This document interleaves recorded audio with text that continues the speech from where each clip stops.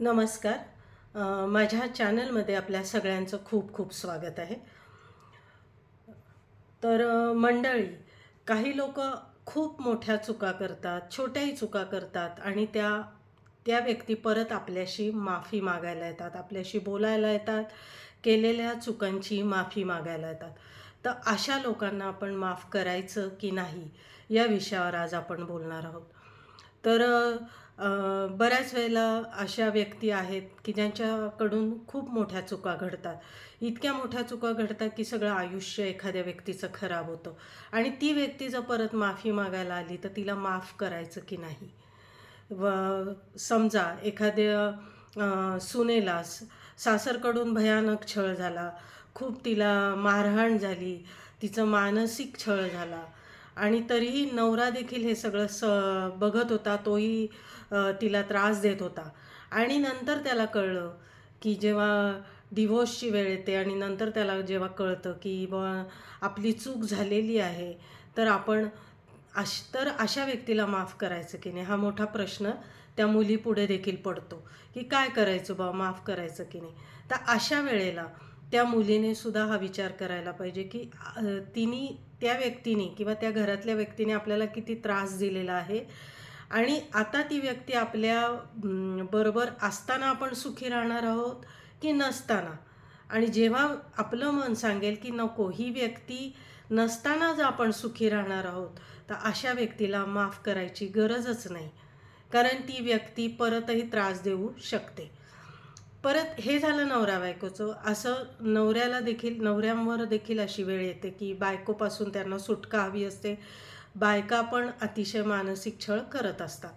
तर अशा वेळेला त्या व्यक्तीने देखील विचार करावा, की बाबा ती जरी माझी बायको माफी मागते आहे, तर मी तिला माफ करायचं की नाही? तर करायचं की नाही हे कसं ठरवायचं? तर तुम्ही एक्स्ट्रीम लेव्हलला जाऊन विचार करायचा, की ही व्यक्ती माझ्या आयुष्यात राहण्याने आनंद आहे का न राहण्याने आनंद आहे? मग तिला माफ करायचं की नाही हे तुम्ही ठरवू शकता. जर तुम्हाला वाटलं की ती बदलेल, माझा संसार परत सुरळीत होईल, तर तुम्ही तिला माफ करू देखील शकता. नंतर हे तर झालं, हे नॉर्मलच उदाहरण आहे, जे सगळीकडे आपल्याला बघायला मिळतं. पण आपल्या देखील जनरल आयुष्यात अशा काही बाकीच्या व्यक्ती, नातेवाईक असतात, जे आपल्या बाबतीत भल्या भल्या मोठ्या चुका करतात, की मग नंतर माफी मागायला येतात.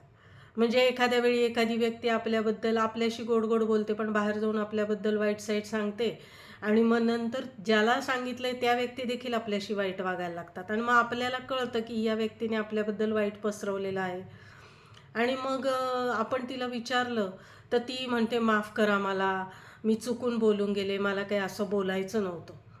या व्यक्ती माफी मागितल्यानंतर आपल्याला प्रश्न पडतो, की अरे हे नातेवाईक आहेत आपले, आपण आता यांना माफ करायचं की नाही? हे सुद्धा आपल्याला पडणारा एक मोठा प्रश्न असतोच. पण आपण त्यांना समजा पहिल्या वेळेला चूक झाली असेल आणि नंतर ती व्यक्ती माफी मागत असेल आणि नंतर आपण तिला माफ केलं देखील असेल आणि नंतर ती व्यक्ती बदलली असेल, की नाही बा नाही करत आहे चुका. म्हणजे परत ती आपल्याशी तसं काही वागत नाही आहे, तर मग ठीक आहे, ते नातं आपण कंटिन्यू करू शकतो.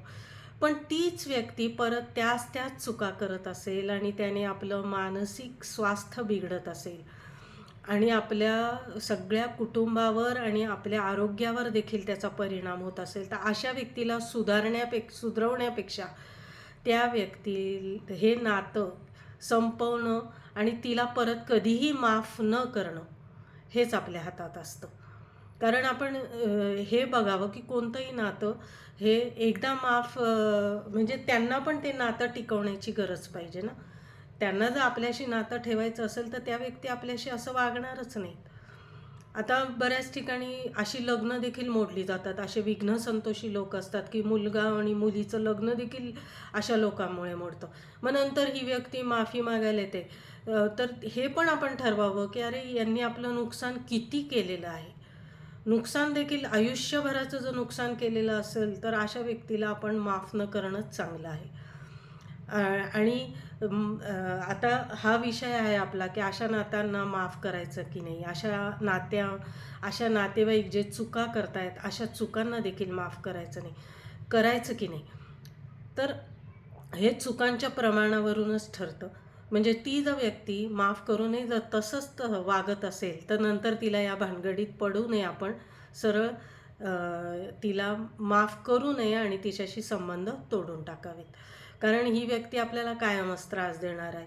आता हे हे जे नाते आहेत हे आपल्याला तोडणं हा शब्द खरं तर मला आवडत नाही. पण हे नातं संपवायचं तसं फार अवघड असतं.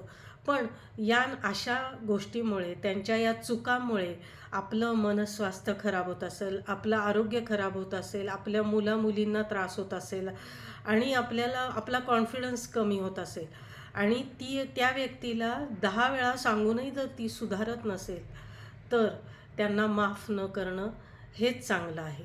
आणि आपल्याला काही नाती तोडायची आहेत याचा असा अर्थ होत नाही. पण समोरची व्यक्ती चुका जेव्हा जास्त करायला लागते, याचा अर्थ असा आहे की तिलाही आपल्याशी नातं ठेवायचं नाही आहे. कारण ज्याला नातं ठेवायचं आहे, ज्याला आपल्याबद्दल आस्था आहे, प्रेम आहे, ती व्यक्ती एखाद्या वेळी चूक करेल, पण प्रत्येक वेळेला त्या चुका करणार नाही ती. कारण की तिला आपल्याशी संबंध ठेवायचे असतात. त्यामुळं आपण हा सगळा सारासार विचार करूनच ठरवायचं आहे, की आपण या चुका करणाऱ्या आणि आपल्याला त्रास देणाऱ्या, आपल्या मनस्वास्थ्य खराब करणाऱ्या व्यक्तींना माफ करायचं की नाही. कारण की जर आपण आपण शेवटी हा विचार करायला हरकत नाही, की ही व्यक्ती जर माझ्या आयुष्यात राहिली तर हिचा मला कायम स्वरूपी आयुष्यभर त्रास आहे, मी आयुष्यभर दुःखी राहणार आहे. जेव्हा एक्स्ट्रीम लेव्हलला जाऊन आपल्याला मन सांगतं, की ही व्यक्ती आपल्या आयुष्यात नकोच आहे, तेव्हा त्यांना माफ न करणंच चांगलं आहे. ते आपल्या मनस्वास्थ्यासाठी चांगले आहे. बऱ्याच गोष्टी आपल्याला मनाच्या आरोग्यासाठी देखील करणं आवश्यक आहे. आपल्या मनाचा विचारही आपण आता केला पाहिजे. नमस्कार.